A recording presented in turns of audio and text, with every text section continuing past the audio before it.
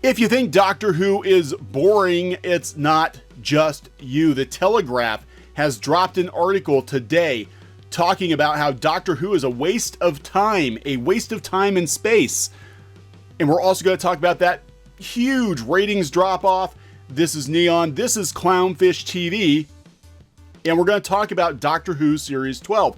Now, Geeky can't join me in this episode. Well, actually, she could. I'll tell you the truth. Geeky is so bored by Doctor Who, she has no desire to even talk about it anymore. I think I'm going to drop the show after years and years and years of watching Doctor Who, but it's good to know that we're not alone in our feelings of the show, because they boil the criticism of the show down to a bunch of old school fans not liking a female doctor, and that's it, and that's not just it.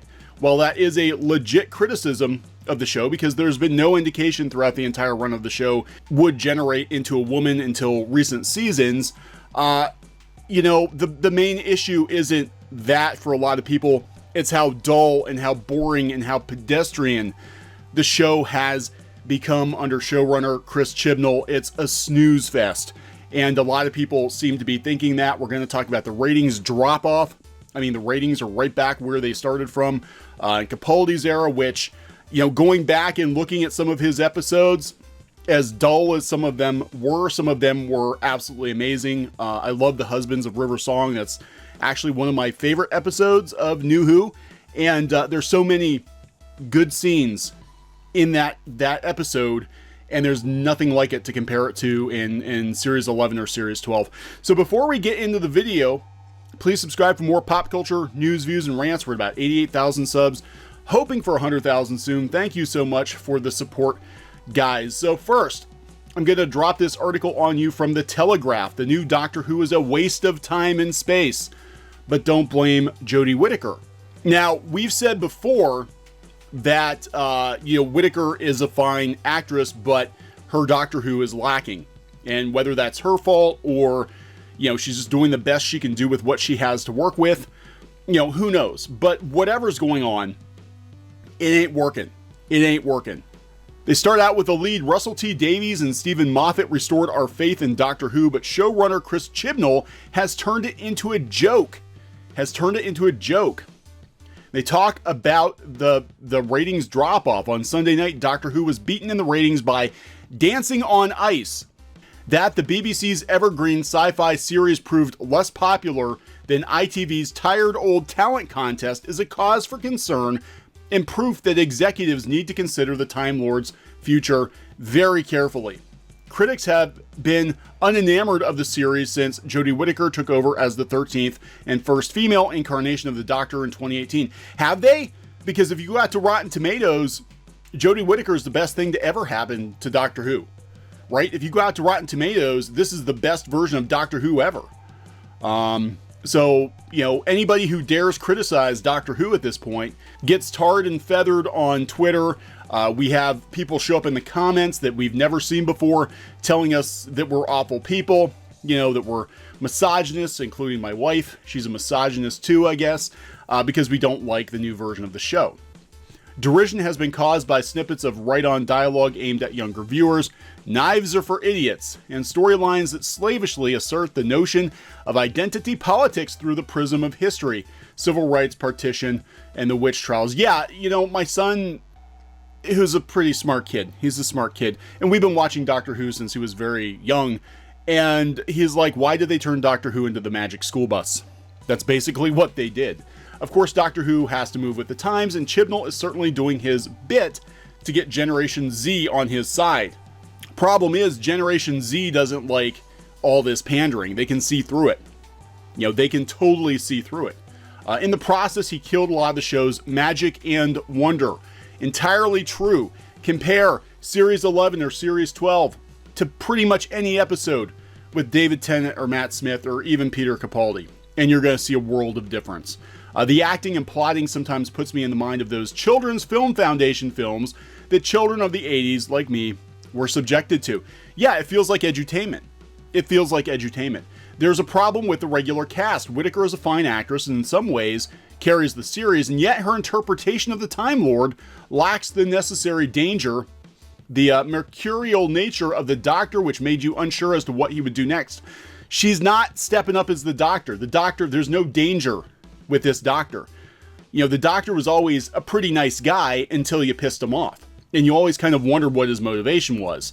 You know, and he could be a wonderful, goofy guy, but he could also turn on a dime and be absolutely terrifying. The bigger issue with the rest of the cast, Ryan, Graham, and Yasmin, who are mismatched and not given enough to do. Yeah, a lot of times Graham just kind of stands around making boomer jokes. Not even jokes, observations. Because jokes are funny, and there's not a lot of funny on this show now. Compare these lifeless characters with the relationship between David Tennant's Doctor and Rose. There you had a brilliant dynamic, a teacher-pupil rapport with a sense of desire that rocketed brilliantly through the entire second series of 2006. There is no chemistry with any of the people in the TARDIS. They're just there. They're just there. They're along for the ride with Ms. Frizzle. It is the magic school bus. I have been a Doctor Who fan all my life and have followed the series' highs and lows. Devotees of a certain age will remember it wasn't always held in such high regard. Yeah, back in the mid-'80s, it was not doing so hot. While it became a rating success soon after its launch in the 60s, it was nearly axed after falling viewing figures at the end of that decade. The production values make these early episodes hard for modern viewers to tolerate, but there was a boldness, perhaps even an intellectual daring, to this monochrome show that managed to teach younger viewers about subjects such as pacifism or the horrors of war without ever being preachy. This is important. This is very important. Okay? People are like, well, Doctor Who has always tackled those subjects. Yes, it has. But it's done it in such a way that you did not feel like you were being preached at. Even more recently, you know, they want to talk about representation. There has been representation on Doctor Who in the very recent past that has not been heavy-handed. Hell, look at Captain Jack. It's like, oh, by the way, he's omnisexual. Okay, that's not a big deal. Let's move on, you know? I mean, but now they would make an entire episode about it, you know, and then they would travel back in time to a time when omnisexuals were not accepted, and they would make an entire edutaining episode out of it, except just drop the taining, an entire educational episode out of how wrong it is to persecute the omnisexuals of the 55th century or whatever. That's what they would do on this version of the show. Well, actually, they wouldn't even go to the 55th century because that costs money. They would go to like the 1980s or something. I don't know. It celebrated the outsider. It's worth noting that two people crucial to the inception were Sidney Newman, a Canadian Jewish immigrant, and Waris Hussein, a gay Indian Cambridge student. That's true. The current series and they tackled it with subtlety. The current series, mired in a strange sort of metropolitan ideology, could learn a few lessons here. Doctor Who was actually run by more diverse people when it first started, and it wasn't heavy-handed. And this was actually in the 60s when there was a lot more legitimate persecution of certain kinds of people. And it still wasn't as heavy-handed as it is now. With John Pertwee and Tom Baker, through the 70s, the series regained ground. Yeah, Baker is the Doctor. The 80s were bad. And now we're coming out of that, and we're coming into 2006, the reboot of Doctor Who. That's what makes the current state of Doctor Who so tragic, I think, is the great work done by Russell T Davies and later Stephen Moffat for the show's triumphant revival in 2005. Now seems to be unraveling. Doctor Who, New Who, is unraveling. Davies, a great showman and lifelong fan, this is important, built something gleaming, new and commercially savvy, but with a love and affection for the past. He realized that the original series had versatility, warmth, and a peculiar English eccentricity. Yeah, there is no eccentricity in this version of Doctor Who. It's very pedestrian. It's like watching a drama with a couple of little random sci-fi elements thrown into it, and it's boring AF. Just compare the sublime Blink featuring the Weeping Angels to the recent sub-James Bond dross offered in the latest season, and drop-in quality feels a little heartbreaking. It's a little heartbreaking that the drop in quality is so stark. They talk about how the viewing figures did start to dwindle during Peter Capaldi's era, and he was a fantastic Doctor. Again, Peter Capaldi, when he was given the material to work with, when he had a monologue, when he had the right companions, you know, he was amazing. He was absolutely amazing. I would have loved, actually, for Peter Capaldi's Doctor and River Song to just be the regulars on the show for a season. That would have been amazing. But, you know, a lot of his episodes got boring, too. Standards were still impeccably high, and the audience desertion may have had more to do with Moffat's fiendishly clever and sometimes impenetrable plots. Yeah, Moffat kept trying to one-up himself, and what happened was he lost the audience along the way. I think that was the problem. He was like, I am so clever, I'm smarter than the audience, and I have to just keep upping the ante until it got to a point where the audience didn't know what the hell he was doing. So what could be done to save the Doctor from the doldrums? Controversially, I think the best solution is to rest it, to cancel it, to shut it down. The fact is, the series is a cherished enough part of British culture to be revived at a later date and mean enough to each new set of younger viewers, the affection being regenerated. Davies proved that you could revive an age-old show that had become a bit of a joke and get it right and restore our faith. There's no suggestion that history can't repeat itself with a little bit of space and time. The Telegraph is calling for the cancellation of Doctor Who to save it. That's how bad things have gotten. That's how bad things have gotten. Let's just shut it down for another 5 or 10 years, figure out how to do it right, figure out what works, get somebody on board who actually cares about the show, and reboot the damn thing again. 143 comments. Here we go about it being woke.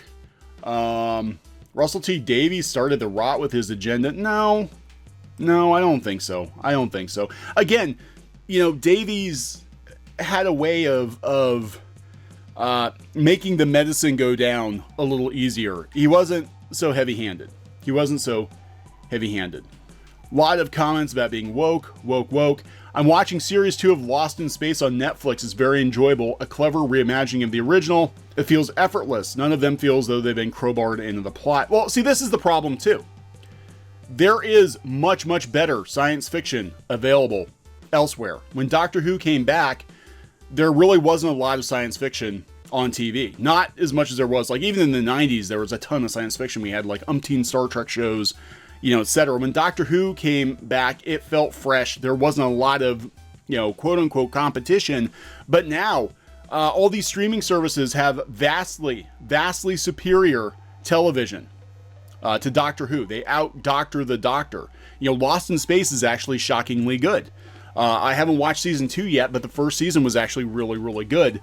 And it is better science fiction than Doctor Who has been in a long time. The Mandalorian, hell yeah, is good. The Witcher was good. And I have not watched part 2 of Spyfall yet. I can't bring myself to watch it because I have so little time for television that I'm only going to watch stuff that I know I'm going to like. And I know I'm not going to like the second episode of Spyfall because I didn't like the first. I didn't like Series 11. And it kills me because Doctor Who was one of my favorite shows for years. It was must-see TV for me. I always watched it live when I could. And to see it fall so quickly, so harshly, you know, it is heartbreaking because this was my go-to show. Like, I always knew I was going to watch Doctor Who.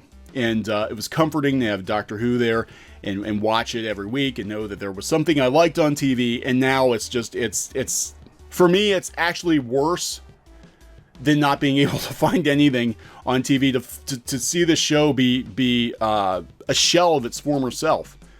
You know, it's not entertaining. It's not fun. I have no interest in this show now. A lot of other people are checking out. Again, it became a joke that Dancing on Ice debut beats Doctor Who episode 2 in ratings battle. Sci-Fi Juggernaut came in behind Dancing on Ice with the lowest figures of the current team's time on the show because I thought it was boring. I think a lot of other people thought it was boring too. So they're down 300,000 people from the series premiere on New Year's Day.